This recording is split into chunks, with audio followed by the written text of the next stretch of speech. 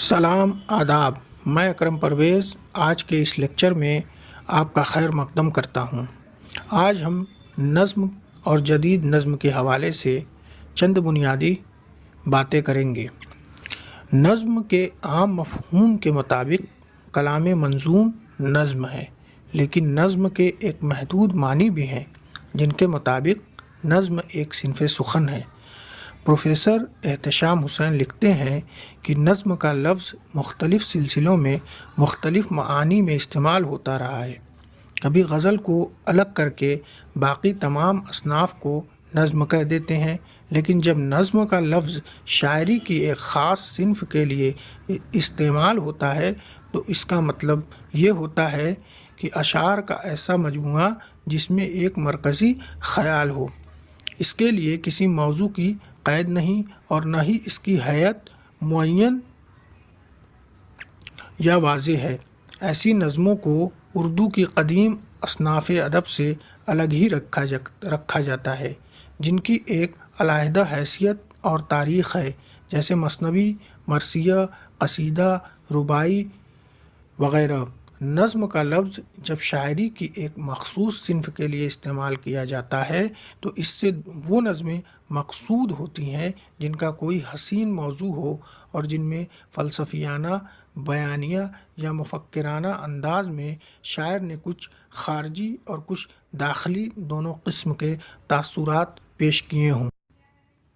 नज़्म की जदीद सूरतों यानी नज़्म आज़ाद और नज़्म मुअर्रा को समझने के लिए ज़रूरी है कि कदीम असनाफ़ सुख़न की हैत या ख़ारजी पैकर पर एक नज़र डाली जाए। गज़ल, क़सीदा, मुख़म्मस, मुसद्दस और मसनवी जैसी तमाम कदीम असनाफ़ सुख़न में पूरी नज़्म एक ही वज़न में होती है, मिसरे बराबर होते हैं, क़वाफ़ी का एक मुअय्यन निज़ाम होता है जिसकी पूरी नज़्म में पाबंदी की जाती है। जदीद शोरा के यहाँ जब ये एहसास आम हुआ कि हैत की ये तीनों पाबंदियाँ इजहार ख़याल में रुकावट का बायस बनती हैं, वज़न और पूरी नज़्म में एक ही वज़न की पाबंदी बाज़ औक़ात बेज़ारकुन यकसानियत और बेरंगी पर मुंतज होती है, मिसरों के बराबर रखने का इल्तिज़ाम ख़याल के फ़ितरी बहाव में रखना डालता है, बड़ी बात को इख्तिसार से कहना और छोटी बात को फैलाना पड़ता है ताकि वो मिसरे के तूल से मुताबिकत पैदा कर लें। क़वाफ़ी का मुअय्यन रिवायती निज़ाम भी ख़याल के पाँव की ज़ंजीर बन जाता है और शायर काफ़िये का ग़ुलाम होकर रह जाता है। तो शुअरा ने इन तीनों शर्तों से कोशिश करके पीछा छुड़ाना चाहा और इस तरह नज़्म मुअर्रा और नज़्म आज़ाद वजूद में आईं। यूँ तो इस किस्म के अव्वलीन तजर्बात नज़्म तबातबाई इस्माइल मेरठी और शरर लखनवी ने किए थे, मगर इन तजर्बात को बाकायदा और मरबूत तहरीक की हैसियत मीरा जी और मीम राशिद की कोशिशों से हासिल हुई। काफ़िये से निजात पाने की ख्वाहिश नज़्म मुअर्रा की सूरत में ज़हूर पज़ीर हुई।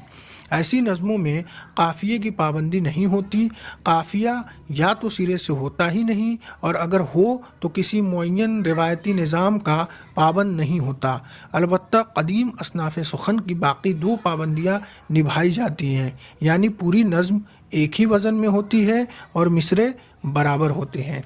क़वाफ़ी के किसी मुअय्यन रिवायती निज़ाम के अलावा मिसरों की यकसानियत और वज़न से भी निजात हासिल करने की ख्वाहिश नज़्म आज़ाद की शक्ल में ज़हूर पज़ीर हुई।